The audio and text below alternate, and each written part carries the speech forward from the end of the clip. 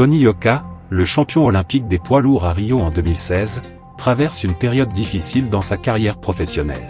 Le boxeur français vient d'enchaîner 3 défaites consécutives, qui l'éloignent de son rêve de conquérir une ceinture mondiale. Il doit désormais se remettre en question et rebondir pour retrouver le chemin de la victoire. Le 9 décembre 2023, Tony Yoka affrontait Riyad Merhi, un boxeur belge de 30 ans, au Zénith de Paris. Ce combat devait être l'occasion pour Yoka de se relancer, après ses 2 défaites en 2022 face au Congolais Martin Bakol et au Franco-Camerounais Carlos Takam. Mais le Français a été battu par arrêt de l'arbitre au 8e round, après avoir été dominé et envoyé au tapis par son adversaire. Il a subi la puissance et la précision de Merhi, qui a su exploiter les failles dans sa défense et le toucher à volonté.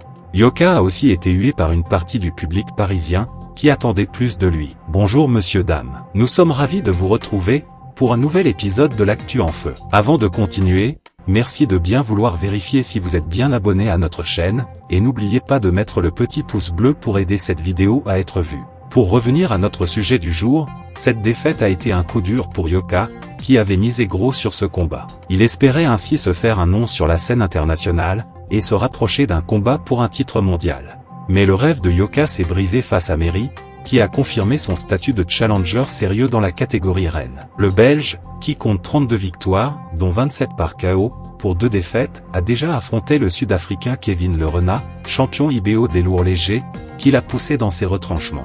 Il a montré qu'il avait du talent, de l'ambition et du caractère. Yoka, de son côté, a reconnu sa défaite avec fair play, tout en affichant sa déception. Il a déclaré qu'il allait continuer à travailler, et qu'il ne renonçait pas à son objectif. Il a dit qu'il voulait affronter les meilleurs, et qu'il ne se laisserait pas abattre par ce revers. Il a aussi remercié ses supporters, et demandé pardon à ceux qui l'avaient déçu. Pour rappel, le 11 mars 2023, Tony Yoka affrontait Carlos Takam, un vétéran franco-camerounais de 42 ans, au Zénith de Paris.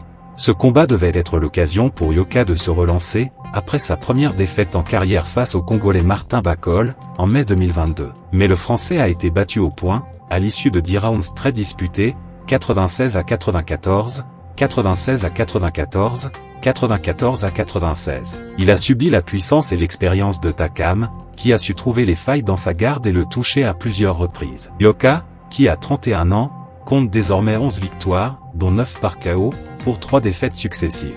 Il doit désormais se remettre en question, et analyser les raisons de ses échecs. Il doit aussi se demander s'il a les qualités nécessaires pour rivaliser avec les poids lourds de haut niveau, qui sont plus grands, plus forts et plus expérimentés que lui. Il doit enfin se reconstruire mentalement, et retrouver la confiance qui faisait sa force. Tony Yoka n'est pas le premier boxeur à connaître des revers dans sa carrière. Il peut s'inspirer de l'exemple de son idole, Mohamed Ali, qui a su revenir au sommet après avoir perdu son titre, et avoir été suspendu pour avoir refusé de partir au Vietnam.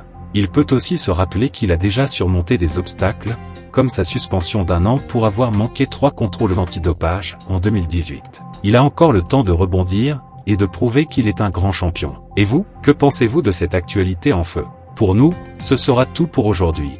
N'oubliez pas de mettre le petit pouce bleu, et de vous abonner pour ne plus rater nos prochaines publications. À bientôt, pour de nouvelles actualités en feu.